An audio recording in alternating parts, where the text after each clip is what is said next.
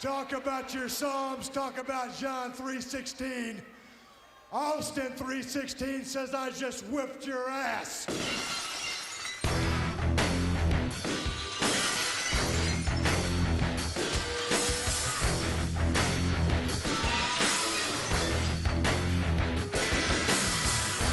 All right, everybody, and welcome to episode 316 of the 9 Years podcast, which is being recorded and hopefully released on Stone Cold Steve Austin Day, the 16th day of the third month, 316. And it just so happens that this is episode 316 of the podcast. It was like it was meant to be. It's like we planned it. Of course we didn't, but hey. What a happy coincidence, at least for me. I'm sure many of you don't actually give the tiniest you-know-what. But anyway, I'm Nick Draper. I'm joined as always by the face of the BBC Sport website, Mr. Stuart Deacons, looking back at another winless week for AFC Wimbledon, at least AFC Wimbledon's men's team. We'll be looking ahead to the game with Crawley on the weekend, Jackson 5 on that side of it as well. But Stu, we're going to get straight into it this week with a discussion about substitutes. Formerly known as, or the artists formerly known as, finishers, or perhaps somewhere in the football pyramid, impactors. Let me just be very blunt here, Stu. What a load of bollocks. But it does bring us on to the fact that substitutes are a bit of an issue for AFC Wimbledon as of late, are they not? Well, yeah, when you started talking about substitutes, I was a bit worried where you were going with that one, to be fair. Yeah, do you know what? I know you hate everything that modern football brings up. Do you know what I mean? I get literally that. Everything. Saying that, right? I've gone totally around. Gone totally off track already. Well, not really. Newport County, the first team I've seen in League Two to do a light show. You know, the Premier League does this light show where if you've got epilepsy, you're in trouble. Yeah. Newport did basically a League Two version. It's like a VAR light version. But did a light show. It was amazing. Like, to be fair, it's probably the only light in Wales that was actually at that point. But yeah. I don't think they can afford the electricity in Wales. I know, to keep up the pretense I should be saying at this point, Wales doesn't have electricity yet, but I've done that joke into the ground. But surely, I mean, the cost of electricity, the cost of power these days is skyrocketing, and they're wasting it on light shows for 4,000 people in a bottom third of League Two fixture. Well, do you know what? The funny thing is that they actually used their electronic scoreboards, which I'm thinking, well, we can do that. That's nothing special. Yeah, we can. So do that. I'm wondering, Joy, we're not going to get cheerleaders at Plough Lane, are we? Will we get a light show at Plough Lane? That's on my bucket list. Anyway, you asked me about substitutes here. Yeah, do you know what? It's the same. Mikel Arteta was talking about it. It's from Eddie Jones, who was a former England rugby manager. Yeah. You know what I mean? But I know Robbo had him down to training ground when he was academy. I think, he's one of those coaches that shares his knowledge and tries to do that sort of switch over between there's some sports that you can learn things from other sports that you can bring into your own game. And I think and do you know what? I get it. Like, when you're a substitute, basically you're like, well, you're not in the team, are you? But you have a valuable role at some point, unless you play for us. In terms of you're not going to get on the pitch that much, but you have a role. So I get where Mikel Arteta is going about impactors, because actually, with the Premier League, with any league at the moment, you have 5 subs out of 7. So those subs are going to get on the pitch more than not. So when they go on, they've got to do something, and they're going to impact, aren't they? Or you hope they impact. So I get the language. I get the language that they use.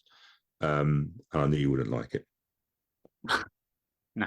I mean, I think the Premier League, might even have 9 subs now, which is just absolutely insane.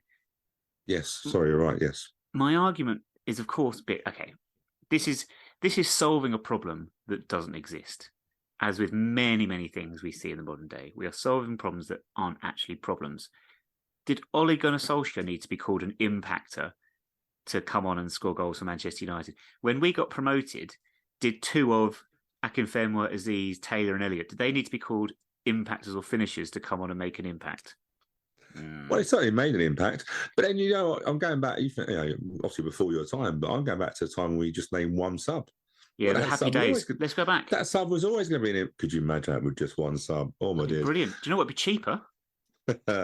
Yeah, but yeah, in the days when it was just one sub, well, of course that sub was impacting because his own person coming on. Yeah. Do you know what's very interesting? Very quickly, I was listening to a really good podcast from Aaron Paul, believe it or not, the 72 plus. Oh, no, very much. It was a week before. It was Carl Robinson and Gareth Ainsworth on there, and it was really interesting what that Carl Robinson, for all his faults and jumping around his living room and stuff, I actually do like listening to him about football. I think he's very switched on tactically, and that may get me some booze, but it's just how I am. And he was saying, like, obviously he got sacked by Oxford, and he said he wasn't the best of himself at Oxford, and he deserved to go. But he then said, like, he's going to spend some time going around some of the younger coaches to learn more about the game, because the game has just changed. He was saying learning how to deal with individuals, because actually the day has gone where you can just shout and holler. You have to understand how to communicate with certain people. And it was saying, like, it's more like an individual sport now. You can't really talk to them in a he was saying like in Premier League games, youth academy games, he's going, they all have iPads showing their individual battles that they need to win. And actually it's become an individual one-on-one sport. And it was just really interesting how the game has just evolved. I think that's where I'm going with in terms of impactors and that sort of side of it. The game is just changing so much. But sometimes you've got to bring it back down.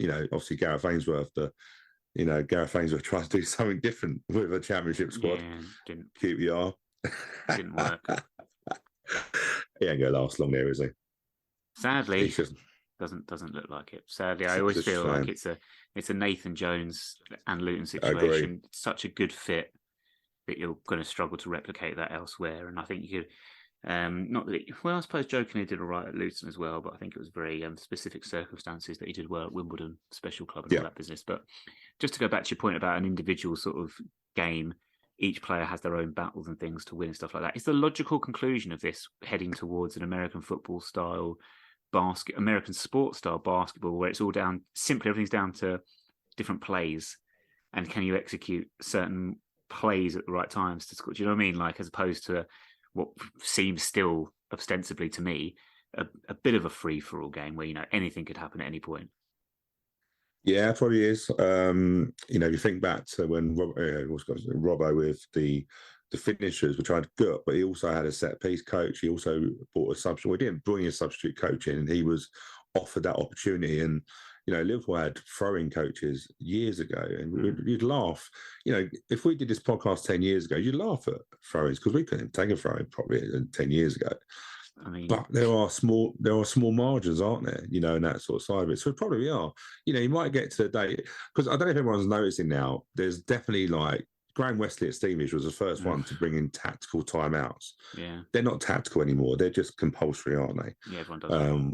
We also, I don't know if you noticed on Tuesday night at Newport, Al Hamadi did it. He just went down injured, and they all run over. It's basically a cue now to run over to the bench. But I have this vision where you're just going to have defensive coach, midfield coach, attacking coach. Yeah, American very much. Style. Yeah, very much like you do in American football. So yeah, I think you're right. I wouldn't be surprised if it is. And hey, look, there was talk years ago about having 4 quarters rather than having 2 subs, but 2 halves. What's going on with advertising boards as well, by the way? Yeah, they suck. Like why do they have to be like? It took us ages, right? I remember when we went through non-league, I was always going, I can't wait to hit milestones when we got on Soccer Saturday or squad numbers and stuff like that. So when we got electronic scoreboards at Plough Lane, I was like, we've made it. Well, now we're not now, because we've got small ones. We're like the poorer nations now of it. Because Man City now have got double the size. Have you seen the size of it? It's just amazing. It's just not amazing. It's just advertising now, isn't it? It's just it's all about keeping up with the Joneses. It's the continuation of this thing that's plagued society for many years. But enough of the sociology for one point. I do have to point out that Liverpool did employ a throw-in coach because they had to get rid of their throw-in coach when Bruce Grobbelaar left. But enough about that. Let's talk. The reason I wanted to talk about substitutions, Stu, was because of our lack of them. And at Newport on Tuesday night, we actually had a full bench. But we didn't use any of them. Well, we used one of them. No, and it's a difficult one, isn't it? Because hey, look, this thing about substitutes. Johnny Jackson wasn't using those substitutes through the season. It's not. I said to you before, we sit very low down the table in terms of subs used throughout the season, averaged out. I think we sit in the bottom 6 on that. So it's not as if he was using them before. Do you know what? Look, I don't like the idea that we can't fill a bench. I get it if you're away from home, because you could get illnesses. If you travelled overnight, you could get illnesses. That means you can't fill up your bench. But home games, you shouldn't ever be in that situation. And it frustrated me a little bit, his comment about Newport had the luxury of making 5 substitutions. Didn't get that. We had the luxury of making 5 substitutions, but we didn't.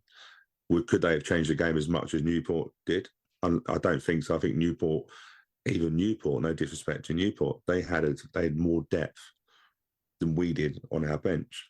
But to say they could use 5 and we couldn't, we used 1, and that was a light for light swap with Pearson and Jana, and then Will Nightingale come on for the shortest ever appearance. I think he done well to hit 15 seconds. I felt sorry for him because the whistle went. I was looking to see, would he shake any hands? Would he shake hands with anybody, or just go and shake hands with the subs who didn't come on? Yeah, poor bloke. Do you know what I mean? Like, he literally probably just got the centre half, and then the referee blew the whistle. I'll do well to get 15 seconds is my Tinder profile, by the way.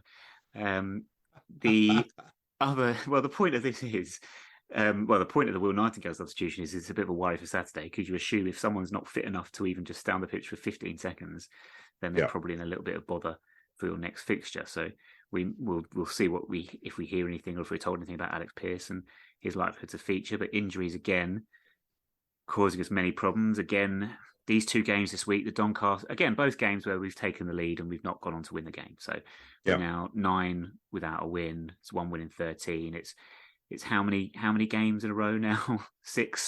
6 started at Hartlepool. Yes, Hartlepool, Gillingham, Stevenage, Mansfield.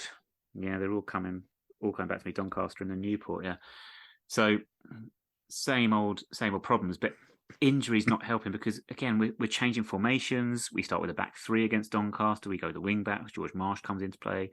Then we go back to a back 4 on Tuesday night, and again Aaron Pierre comes in as a 2 with Alex Pearce alongside him. Jack Curry comes back in, and Chris Gunter then drops back out. It's all very confusing. It can't be helpful to get any sort of formal momentum building at the best of times if you're in a position where you are in the top half, maybe pushing forward, let alone when you're in the middle of 2023 has been pretty dire so far. Yeah, it can't help, because you're not getting any time on the training pitch. So, if you play midweek, Saturday, Tuesday, you're not getting any training. So you're not even getting any, going periods of play, or, look at that. It's what I was saying to you about the individual sports. It's quite interesting, because for the Northampton game, Johnny Jackson said that for the first half, we matched up Doncaster. So we matched them up as a 3-5-2, which I found really weird, because I didn't know why we had to match. It was one of those that it didn't work, and he changed it at half time. But it's changing your formation as well is I think sometimes you look for signs where things aren't working. I think Johnny Jackson at the moment is doing that typical thing of just trying to think, will something work? It's like the old thing, throw enough mud and hope it sticks. Yeah, I'm not saying we're in a desperate situation, but we're in a situation where it's trying to work out why. How have we gone? We've had 6 games where we've led. We scored the opening goal, and we haven't hung on to it. Bearing in mind that before that run, we got our 13th clean sheet of the season. It's really, and some of those clean sheets have been like Northampton, Stockport, teams that are good teams, Bradford.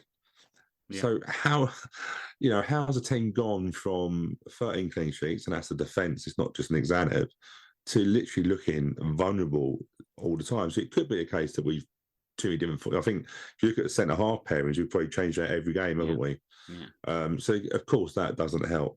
But yeah, it's just I know people that are putting bets on us as soon as we score the opening goal to lose a game, because there's just great odds, and I think the bookies are smartened up with that and giving us shorter odds all the time.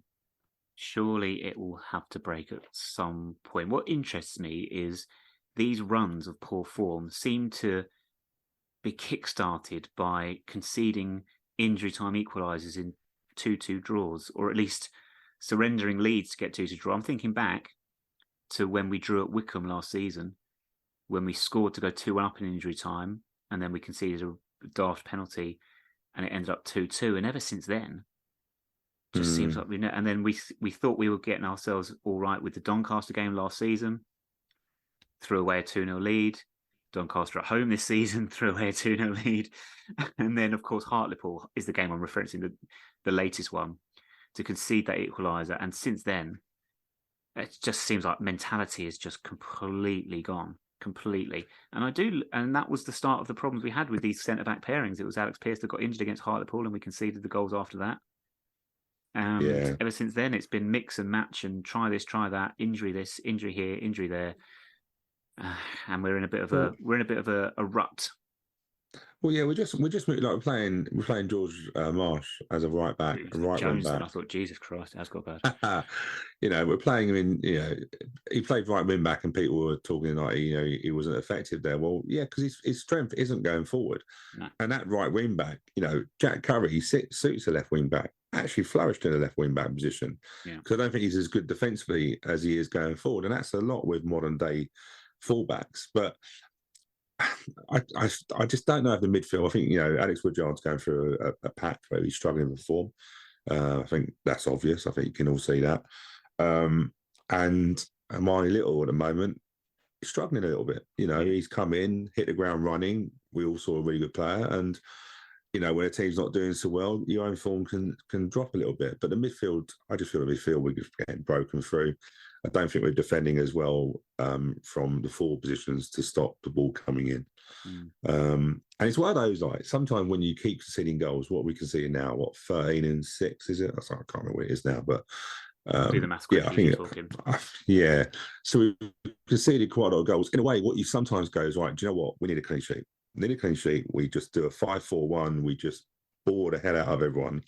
Get your clean sheet, get your confidence back. But we just haven't been able to do that. And you now go into a game, you're 9 games without a win. You don't do that for Crawley because Crawley will give you chances. But ultimately, you need a clean sheet because sometimes you have to go back to basics.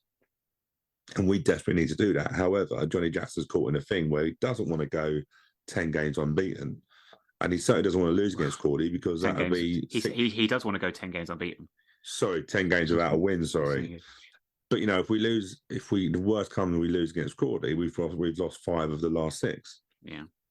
So it's a real dilemma. I think Saturday's game, I know we're going to discuss it later, it's a real banana skin. It really is.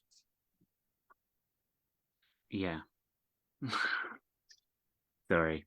I'm just processing that potential of losing to Crawley, but I feel like I shouldn't be a hypocrite here because as I said to you, Stu, a good, 6 weeks ago, we were drawing 0-0 every week, and I said, look, we're safe. Can we at least try and play a bit more football, try and be a bit more entertaining? So I don't think I can sit here now and say, personally, I can't sort of say, right, now, what we should be doing is exactly as you said. We should be going 9 at the back and just get that clean sheet on. It's a real difficult one. And as you say, a really difficult one for Johnny Jackson to try and figure out because, as you say, Crawley, they're going to give us chances.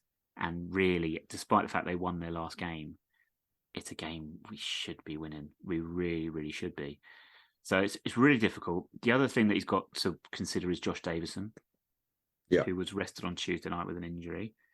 Yeah. And does that affect things as well? Like in terms of, you said they're about defending from the front, and obviously we've gone with a front 2 against Doncaster. Then we had to go 1 up top at Newport. There was some speculation that we started at Doncaster with Ali Al-Hamadi wide right, and I just could not fathom this whatsoever. It looked to me like a 3-5-2 with him up top alongside Josh, and if we changed that second half, then fair enough. But for me, it seemed if he appeared to playing right wing, is because he was doing the old Lyle Taylor trick of drifting wide at every opportunity. He did seem to drift wide quite a lot. That was the thing with it. And there was a few comments on social media. I think the 3-5-2, sometimes you've just got to drop back in and sometimes give protection to your wing back and stuff like that. I think that might be more what it was. But yeah, it's a difficult one, isn't it? Because we have gone with 2 up. But then have we been more going to... Remember I was saying ages ago when we played I think it was a Hartlepool game, or the game we were supposed, I can't think now, but anyway, one of the games was like, this could be a real test because actually we're going to have to attack. Yeah. And we have done that. So we've got an extra body up front. We've got a more of an attacking person in midfield of Omani Little. We've lost Harry Pell, who, for all his, let's be fair, for all Harry Pell's bad things, he does do good things where he breaks things up by falling on his backside, doesn't he? We don't, we've lost a bit of experience in that, and also lost a bit of height with Harry Pell as well. So there's a lot of things with that. But, the difficult thing with Al Hamadi is he's, 6 goals now, which is great. But of course, he's got the attachment of his national team. So he now plays a game. Yeah. He potentially misses Barrow unless we can find any other country that would take one of our players as an international fixture so we can call off the Barrow game. Yeah. But then who wants that to be Barrow midweek if that gets rearranged? So you sort of sit with the club and you probably think actually the club would go, we'd rather play on a Saturday if we play it and get it done, because that journey midweek, the journey on a Saturday is bad enough, but midweek, we did that, didn't we? Remember we played him in the FA Cup on a Thursday night. Yeah, thankfully crowds weren't allowed at the time. And George Jones went, and I told him not to go. He didn't have to go, but he wanted to go, the loser. Of course. But yeah, so look, we got, but and Al Hamadi form's great, but it also, if it weren't for him, we would have scored many. We scored one, I think, and that was because the goalkeeper decided to just let it run through him. Like he's our third top goal scorer now. It's mad. I think, but below that is Harry Pell on 3. Yeah, and Josh Davidson got his 10th for the season, but that's his first goal since New Year's Day. And to be fair, the goalkeeper done a Brucey Grobbelaar, didn't he? The goalkeeper had an absolute mare. I think it's fair to say. Yes, it's one of those goals where when you watch it back on the highlights, you can see on the screen that the ball's gone in, but the cheer from the away end comes about 10 seconds later because they weren't able to decipher what happened from their view.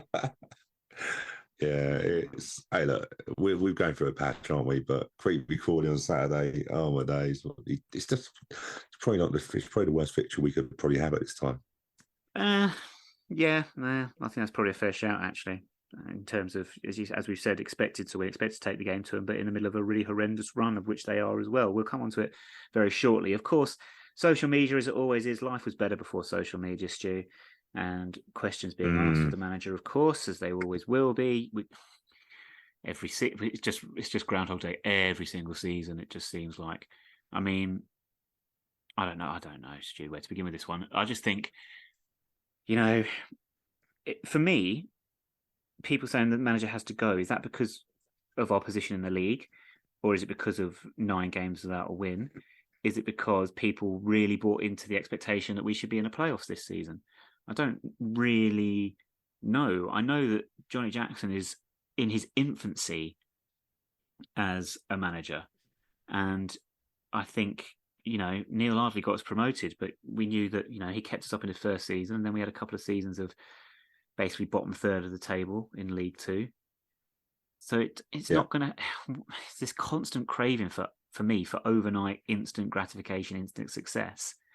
Now, I'm not saying that Johnny Jackson's perfect, but I'm saying he's a young and experienced manager that's going to make mistakes. But we are not in danger of going down. We have stabilised after a horrendous run. What's the rush to get red? Expectation. That's your problem. It is. So if you look at Neil Ardley, he was at Kings Meadow, which was a non-league ground. Loved Kings Meadow. Well, that's how I loved Kings Meadow, but it was good for us. Yeah. But in terms of expectation, probably what he was doing matched it, and we could probably argue that when we got into the playoffs and got promoted at Wembley, that was overachieving. Yeah. However, you've then moved to Plough Lane, so we've got a lovely new stadium. We've doubled our average attendance, I think, if we look at it that way. Yeah. So we've got new fans or old fans that didn't come all the time, and they're seeing a lovely new Plough Lane, shiny, new, and they're seeing on the pitch not reflecting that. So in a way, I've said this so many times, I think Plough Lane plays tricks with you because you look and go, well, this is a lovely stadium. This is probably one of the top 5-6 stadiums in League Two, probably higher. Yet what's on the pitch isn't justifying that. We also had the expectation from the Don's Trust Board that we would be looking for, JJ's objective was to be looking at playoffs and stuff like that. But on the flip side of that, you're dead right. We've got a manager who is cutting his teeth at football. But I think with fans, I think everything is confused with it. And then add to the stuff that football fans think, hey, look, in the Premier League, if you don't win game in 5, you're in trouble. Yeah. So, and then add another layer to it, is the thing that people think we waited too long with Robbo in terms of, was it 27 games without a win? So they're now going, well, we can't let it get to 27. We can't let it get to 20. Actually, 10 is probably, your double figure. That is probably your trigger point. So there's so much in it. But you're right, we've got a manager I think it's a panic. What I would say, though, is I do worry that JJ is falling into similar traps with mucking around with selection and stuff like that, and also what he's saying post-match. I think you're seeing signs of, I don't think what he's saying is reflecting what we're seeing.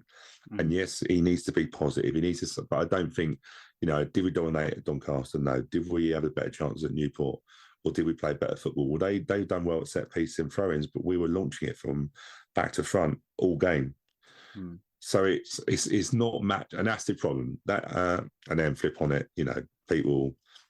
It's that affiliation. The Charlton thing is horrible, but I think sometimes he's not as engaging as Robbo and Glyn and Wally, and that's being held against him. It's not his style. But I worry. I do worry. But is it the right thing to do? Unless you're going to go and get a manager who's got 300, 400 games.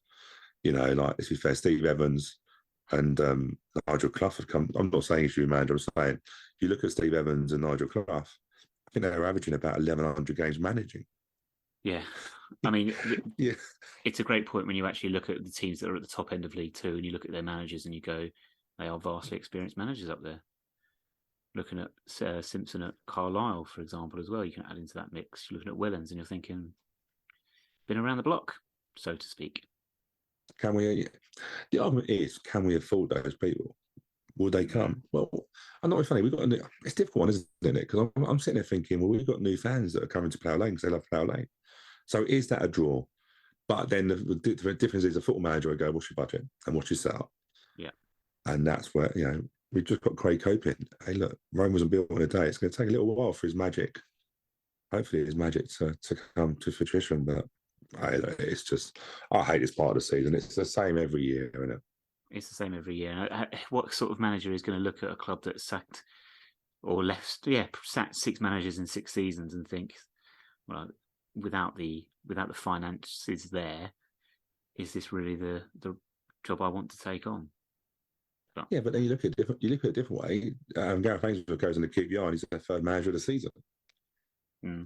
So, if you look at the average tenure of a manager now, I think it's between 12 and 15 months. So I get what you're saying. I'm thinking we're just a normal league club in that way. Yeah.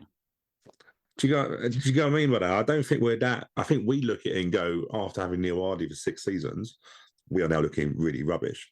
But actually, that was a freak because at the time, wasn't it, when he was there, it was Arsene Wenger, Gareth Ainsworth, Jim Bentley, top 4. Yeah. But it was freakish to have a manager that long. Do you know what I mean? But I don't know. Football and social media just makes it all worse, doesn't it? Makes it all worse. Roll on the summer. Roll on the summer. We'll go through it all again and we'll all start signing new players and we'll all be like, who? And then we'll all be like, no, he's amazing. And then most people are like, never heard of him. And then, and we'll go through that whole rigmarole again. Is that all we can attract? What? Yeah, all that things again. Have we missed out on this person again? We're so amateur. Oh, man. Don't you just love it? Enough to drive you insane. Yeah. Right. I'm not sure how we're doing for time, Stu. Do you want to, just a very quick on that side of it, really, just because to just lighten the mood somewhat, I suppose, and talk nonsense for a moment. There's a Wendy's that's opened in Kingston upon Thames. You know, Wendy's. Right. How's she? American. I mean, she's great. The American Burger Restaurant. Many people will be familiar with it from the States. Pretty good. But is it the best burger place in the country or available for now?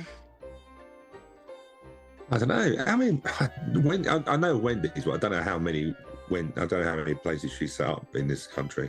Not many. Definitely not in Newport. Or Newport. Yeah, I don't know. I thought you were going to say for a minute it's going to be a Wendy's at Flower Lane because I'm hearing it's Greg's, which I'm looking forward to. Yeah, But I wouldn't mind a Wendy's. That'd be pretty good. But the thing is, with all these shops around, no one's ever going to be able to get into them on match day anyway. So I'm not even going to go anywhere near. I'm not going to be at the ground early enough to try and bother to queue up a Greg's or a Starbucks or a Wendy's or whatever. But no, so you've visited this place then, the Wendy's, because you've got the Wendy's and you've got the Wimpy's, haven't you? I was thinking. I think there are still some Wimpy's about, Stu. I was thinking, like, where would it come? Where would you put? If you're not familiar with Wendy's, where would you put sort of McDonald's, Burger King, Five Guys in a sort of order? Yeah, I've not really had Five Guys. I'll be truthful. I've not had Five Guys. Amazing. We're clipping that part. Amazing. Oh, Wendy's at five. Anyway, let's go. Anyway, let's not go. For burger wise, Burger King's my favourite. Okay. But McDonald's is just easier and there's more of them. I think that's the thing. I think Burger King is not one in where I'm in Epsom, but there's a McDonald's. So I probably would say McDonald's would be, but yeah, I don't know. What I was going to say, if you think about other things, my wife loves Little Chefs. Not because they're little, but they just.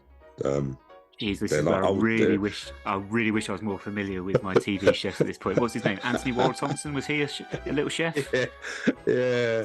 But you know what's funny, right? With the Little Chefs, it's like the thing is, it's like going back in time. You know them sofas. I swear we've got them sofas from somewhere that have like lived, I don't know, in the 80s. When you go into a Little Chef, it's like the place that time's forgot. Yeah. It's still got, but you find them when we went down. Where did we go? We went down to. Well, in Plymouth or somewhere, we found some Little Chefs, and we deliberately stayed in we deliberately got into Little Chefs because it was just nostalgia. I'd love to do that. Yeah, love a Little Chef. Yeah. So we've got Five Guys, Wendy's, and all other burger joints are available. Yeah, some good ones and some rubbish ones as well. Right, running out of time. So, Crawley Town on Saturday. Before we get to previewing the fixture, a Jackson 5 this week. Since 2002, fixtures between ourselves and Crawley have featured 5 red cards for players, because obviously Steve Evans was sent off in 2011 at Kings Meadow. Best guess, Stu, at the 5 players that have been sent off in fixtures between us and Crawley in that time since 2002. I will give you a clue. 2 of them played for us and 3 of them played for Crawley. I'm thinking the player that done the foul on, well, not the foul, but the red full tackle on Jason Pryor. Yeah, I can't think of his name now. That's going to bug the hell out of me. 2 for us. Did we get Brett Johnson? No, I think he scored at Broadfield once, but no, he didn't get sent off. I'll give you Sammy. I don't know. Sammy Moore. He scored in the league there, but not sent off. This is a difficult one, isn't it? I didn't obviously give it a Crawley question. I didn't think of sending off. That's done me. It's hard, isn't it? But do you want some clue? Do you want a clue for one of them? One of them got sent off whilst playing for Crawley, but he has played for both clubs. Matt Tubbs? Not Matt Tubbs. Wrong. Yeah. Scored against us. Who played for us and Crawley? Creepy Crawley. Oh, crikey. Did we ever get? You will get there.